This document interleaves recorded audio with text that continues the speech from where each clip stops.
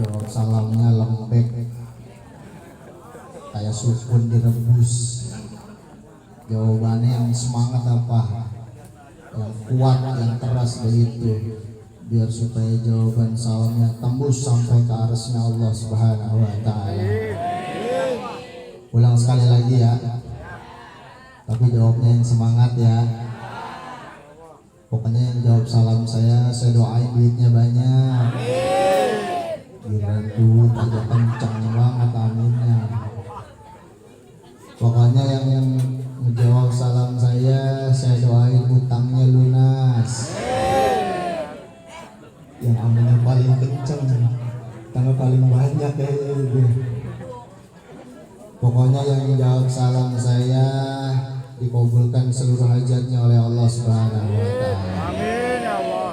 Kebetulan mumpung kita lagi di bulan haji, ya mudah-mudahan semua yang hadir bisa pada berangkat ke tanah suci. Amin. Man, sebelum dijawab salamnya ulang sekali lagi kasih pantun dulu boleh? Biar semangat gitu pengajiannya. Kasih pantun boleh? Tapi tahu kan jawabannya apaan? Cakep. Siap ya? Ikan sepat, ikan gabus. Kurang kencang ah. Betawi lembek bener. Ikan sepat, ikan gabus. Makannya pakai daun salam. Lebih cepat, lebih bagus karena waktu juga sudah semakin malam. Bener apa bener ya? Sekali lagi kali agar semangat ya. Ya kan emang ngajian orang tua begini, nggak bisa penceramahnya serius apalagi keras. Yang ada ntar muncul penyakit namanya muntaber. Tahu nggak muntaber? Mundur tanpa berita. Gara-gara ceramahnya lurus-lurus aja, serius-serius aja, mundur-mundur, lama-lama jamaahnya satu persatu pu.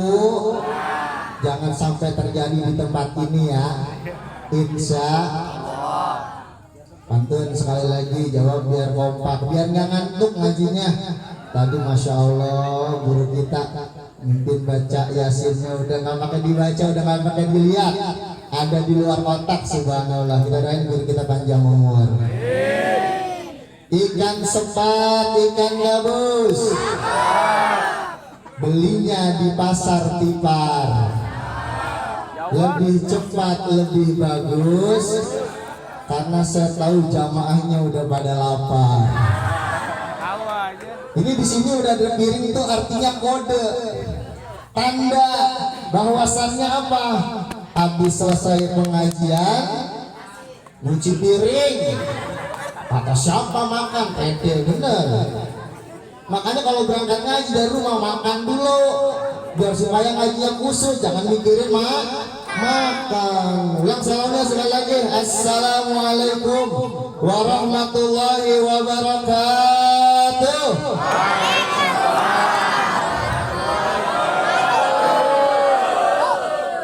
Waduh, lunas dari mautan. Banyak dari mah duit. Kabul dari mah hajat. Amin ya rabbal alamin. Alhamdulillah. Alhamdulillahilladzi khalaqal mauta wal hayata liyabluwakum ayyukum ahsanu amala. Asyhadu an la ilaha illallah wahdahu la syarikalah wa asyhadu anna sayyidana wa nabiyyana Muhammadan abduhu wa rasuluhu la nabiyya ba'dah.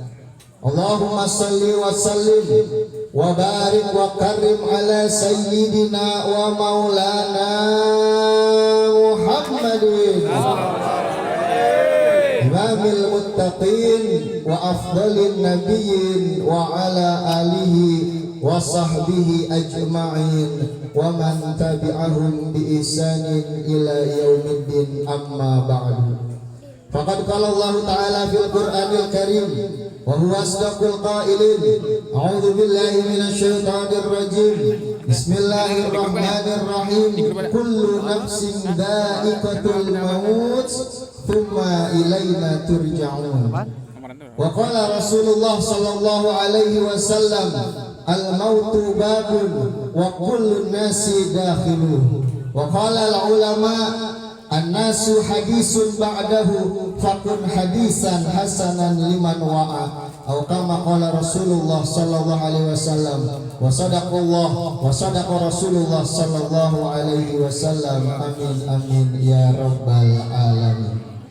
Sanjung puja serta puji syukur marilah sama-sama kita panjatkan kehadiran Allah Subhanahu wa taala, yang mana pada malam hari yang mulia ini kita masih sama-sama diberikan oleh Allah Subhanahu wa taala di antaranya nikmat iman, nikmat Islam, serta nikmat sehat walafiat, yang mana berkat seluruh nikmat-nikmat tersebut syukur alhamdulillah pada malam hari yang mulia ini kita dapat bersama-sama hadir dan berkumpul, yang mana tentunya kumpul kita pada malam hari ini tidak lain dan tidak bukan adalah untuk mengenang daripada wafatnya orang tua kita, guru kita bersama, dengan harapan mudah-mudahan dengan wasilah perkumpulan kita pada malam hari ini almarhum diampuni oleh Allah Subhanahu wa taala segala kesalahan dan dosa-dosanya,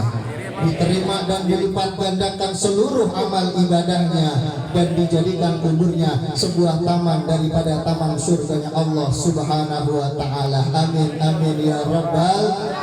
Selawat teriring salam marilah sama-sama kita sampaikan kepada junjungan kita baginda Nabi besar Muhammad sallallahu alaihi wasallam, yang mana ketika di dunia kita banyak bersolawat kepada beliau, mudah-mudahan nanti di akhirat kita bisa masuk ke dalam surga bersama rombongannya Rasulullah sallallahu alaihi wasallam. Amin amin ya rabbal.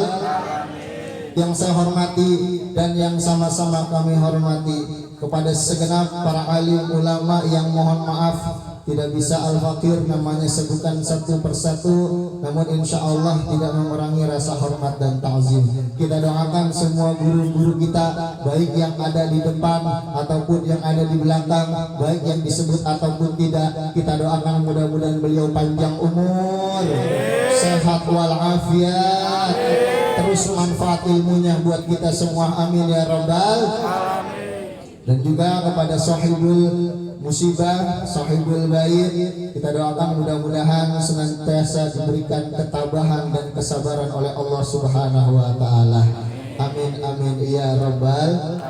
Bapak Ibu hadirin yang dimuliakan oleh Allah Subhanahu wa taala, langsung saja karena waktu juga sudah semakin malam, kalau kita buka kitab suci Al-Qur'anul Karim. Kitab apa namanya Pak? Kitab apa namanya? Al-Qur'anul. Itu kalau kita buka kitab suci Al-Qur'anul Karim. Ini ngomong-ngomong saya mau tanya sama orang kayu gede dua, pada punya Al-Qur'an apa kagak di rumah ya? Jawab yang kompak, punya Al-Qur'an apa kagak? Alhamdulillah Ustaz, punya mau punya. Nah itu mah jawabannya masing-masing dah. Quran mah punya Ustaz, cuman Masya Allah ngebetnya setahun sekali, Ramadan doang, bener apa kagak? Ramadannya selesai baca Qurannya juga jangan begitu. Siapa yang ngajarin? Ramadan selesai Qurannya tetap dibaca, insya.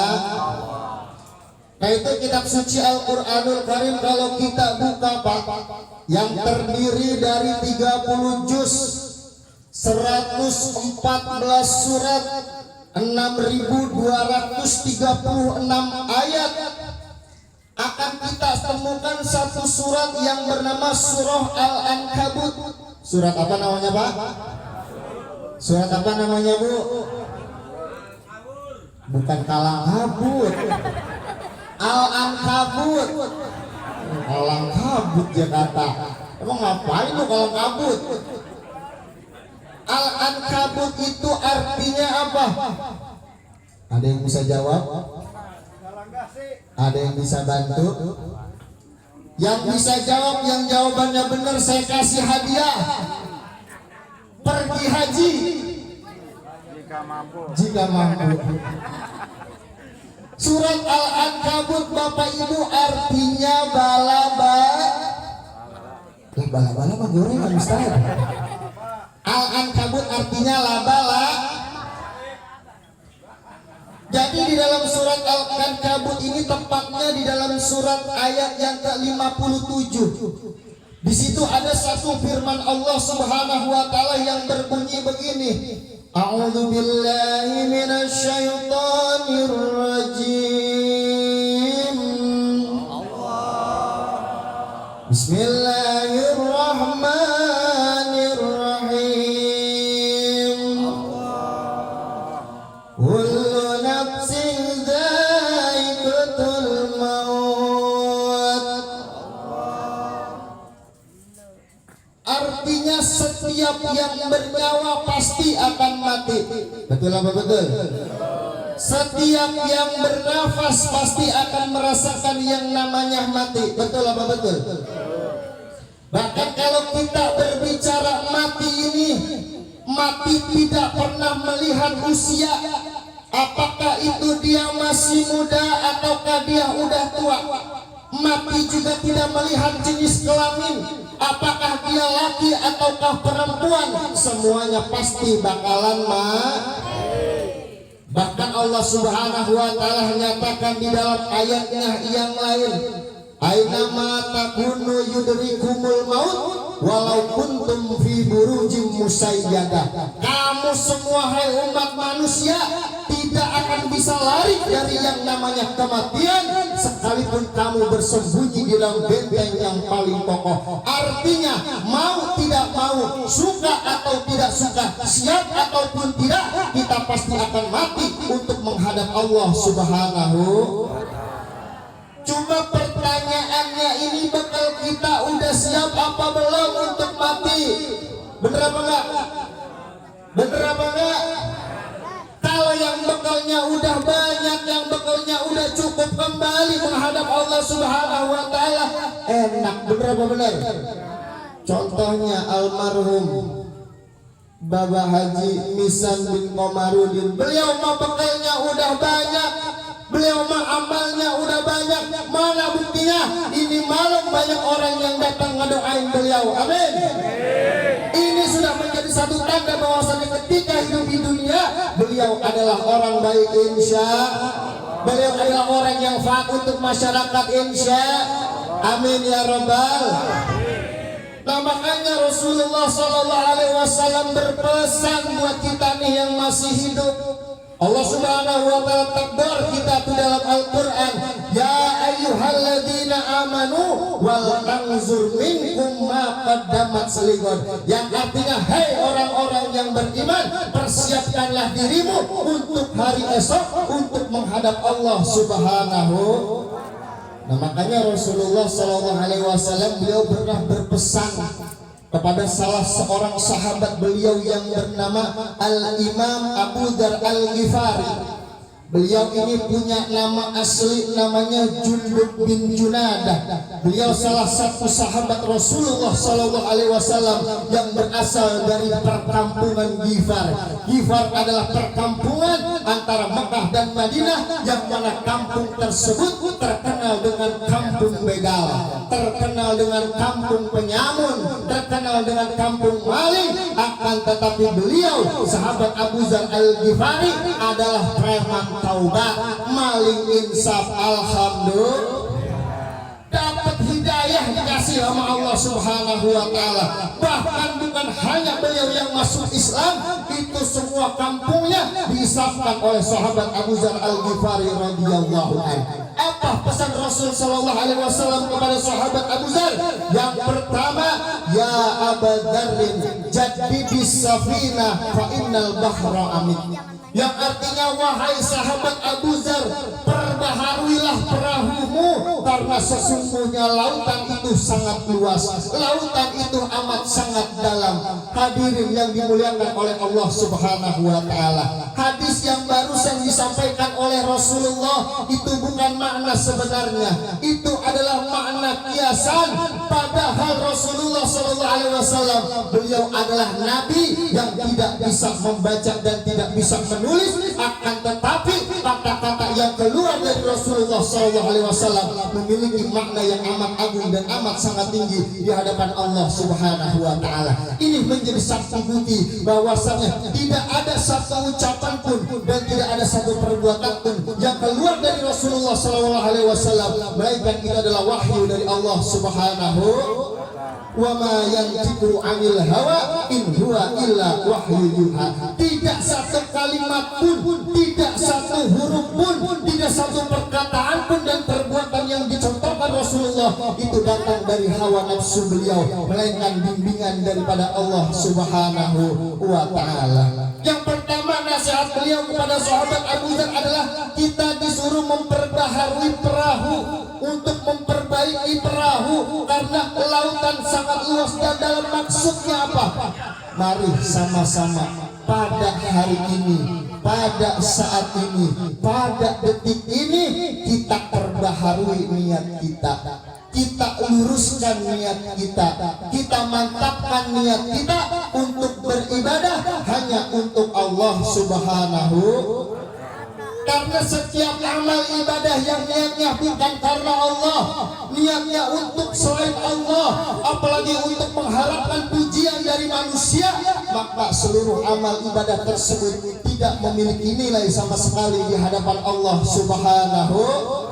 Nah, makanya tugas kita nih yang masih hidup, persiapkan bekal terbaik kita untuk kembali menghadap Allah Subhanahu wa taala dengan cara yang pertama, kita perbaiki niat kita, kita luruskan niat kita, kita mantapkan niat kita untuk beribadah apapun itu, sholatkah, puasakah, zakatkah, baca Qurankah, semuanya itu kita niatkan untuk Allah Subhanahu, dengan harapan mudah-mudahan dengan amal soleh itu kelak yang akan menjadi penerang kita di dalam gelapnya kubur, insya amin ya rabbal.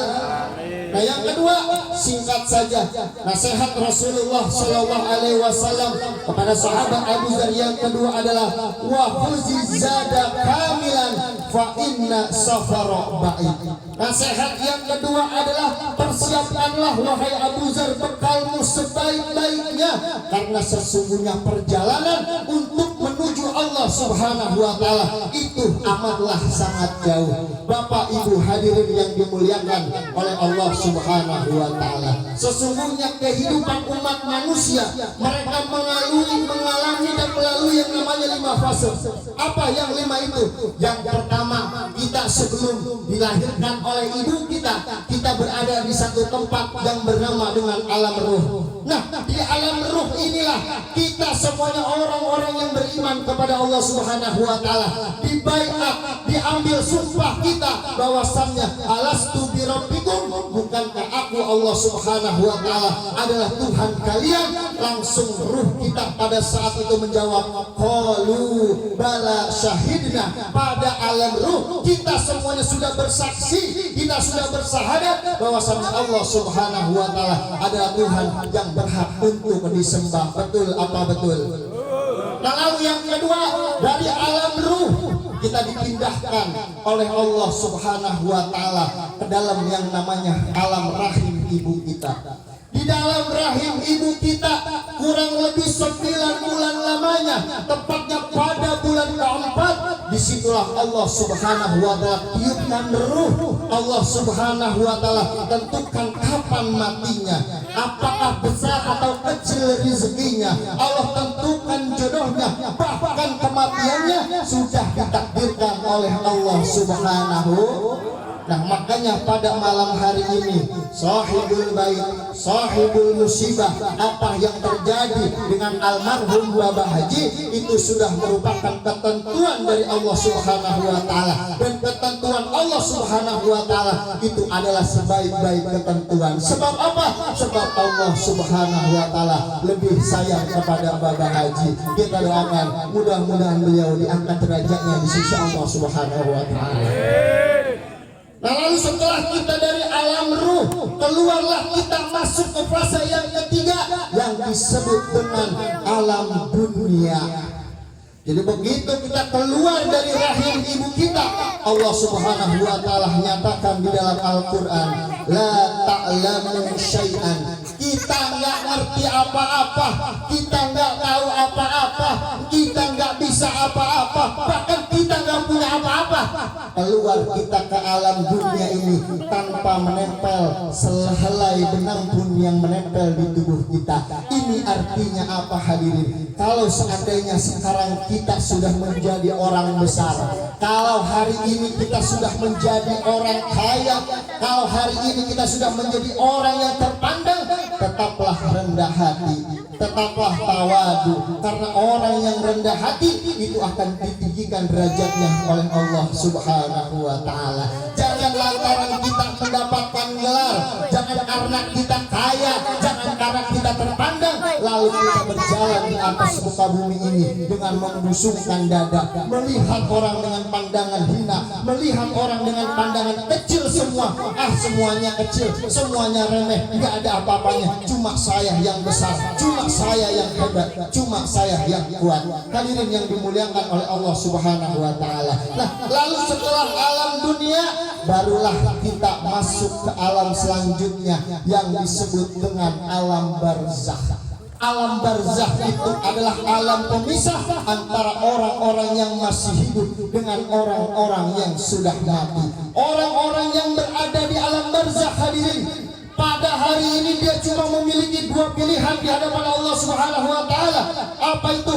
Imma raudhah min riyadil jinan atau imma hufrah min hufaril niran. Orang yang sudah mati masuk ke alam barzakh, dia cuma punya dua pilihan. Yang pertama, kuburnya bisa menjadi sebuah taman daripada taman surga, yang mana di dalam taman surga tersebut dia diberikan oleh Allah Subhanahu wa taala segala macam fasilitas. Allah kasih tempat tidur, Allah kasih orang untuk menemani, Allah kasih makan dan minum. Akan tetapi orang-orang yang ada di dalam kubur ini, mereka tidak bisa keluar kemana-mana, dia tidak bisa berterbangan kemana-mana. Mereka ada di dalam kuburnya, diberikan nikmat oleh Allah Subhanahu wa taala. Sampai kapan? Sampai datangnya hari dibangkitkan oleh Allah Subhanahu wa taala, sehingga orang-orang yang di dalam kuburnya diberikan nikmat oleh Allah Subhanahu wa taala.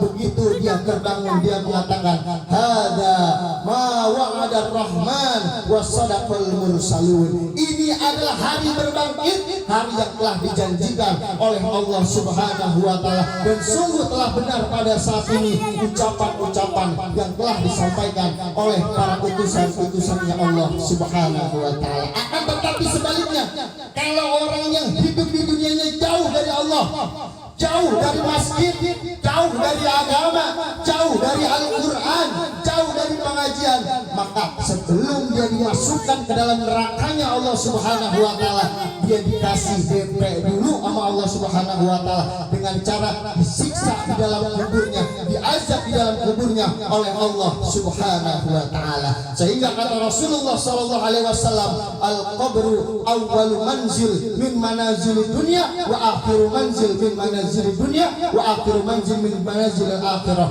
Alam kubur, alam barzakh, dia adalah alam terakhir daripada seluruh alam yang ada di dunia, dan alam kubur adalah alam pertama dan sekian banyak alam yang ada di dalam akhirat nanti. Sehingga siapa orang yang selamat di dalam kuburnya, bahagia di dalam kuburnya, maka akan mudahlah langkahnya untuk masuk ke dalam surganya Allah Subhanahu wa taala. Akan tetapi kalau orang yang di dalam kuburnya udah diazab sama Allah, disiksa sama Allah, ini udah menjadi satu gambaran bahwasanya dia nanti akan dimasukkan dalam api nerakanya Allah Subhanahu wa taala. Kita minta mudah-mudahan wafat akhir hidup kita dalam keadaan husnul khatimah.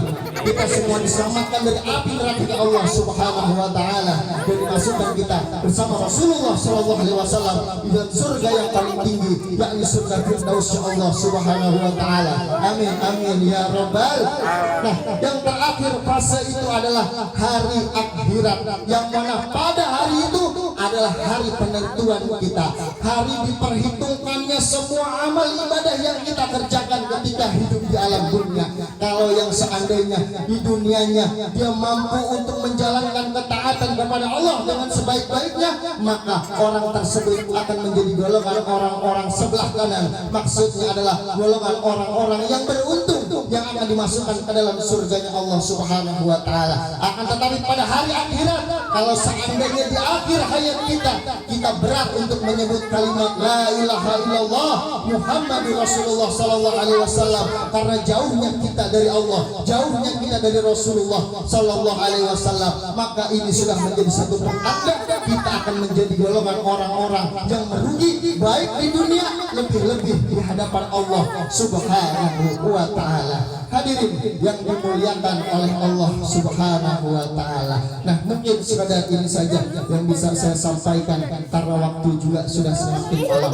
Terima kasih atas segala perhatian dan mohon maaf atas segala kekurangan. Rabbi fanfa'na bi barakatihim wahdinal husna bi hurmatihim wa amitsna fi tariqatihim wal mu'afatihim minal fitani. Sebelum saya tutup, mari sama-sama kita baca suratul Fatihah yang mana hadiahnya kita khususkan, kita kirimkan untuk almarhum al-maghfurlah Allah yarham almarhum al-Ustadz Haji Misan bin Komarudin, dengan niatan mudah-mudahan dengan hadiah surah al-Fatihah ini Allah Subhanahu wa taala ampunkan segala kesalahan dan dosa-dosanya. Allah Subhanahu wa taala terima dan lipat gandakan seluruh amal ibadahnya dan dijadikan kuburnya sebuah taman daripada taman surganya Allah Subhanahu wa taala. Serta kita minta kepada Allah Subhanahu wa taala, mudah-mudahan dengan berkah surah Al-Fatihah ini yang dalam keadaan sakit diangkat penyakitnya oleh Allah Subhanahu wa taala, diganti dengan kesembuhan dan kesehatan. Dan buat kita yang dalam keadaan sehat, kita minta mudah-mudahan terus dijaga dan dipelihara kesehatan kita oleh Allah Subhanahu wa taala. Kalau yang lagi punya masalah, segera diberikan jalan keluar dari segala permasalahannya. Yang punya hajat, punya niat dikabul sama Allah Subhanahu wa taala. Dan yang terpenting, kita minta di akhir hayat kita diwafatkan dalam keadaan husnul khatimah. Ala hadhihi niyah wa ala kulli niyatin salihah wa ila hadratin Nabi Muhammadin sallallahu alaihi wasallam ala manawa bisirril Fatihah.